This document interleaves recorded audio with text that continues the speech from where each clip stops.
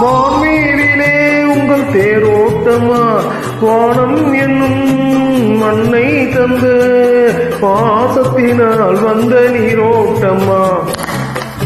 கொடியில் நன்று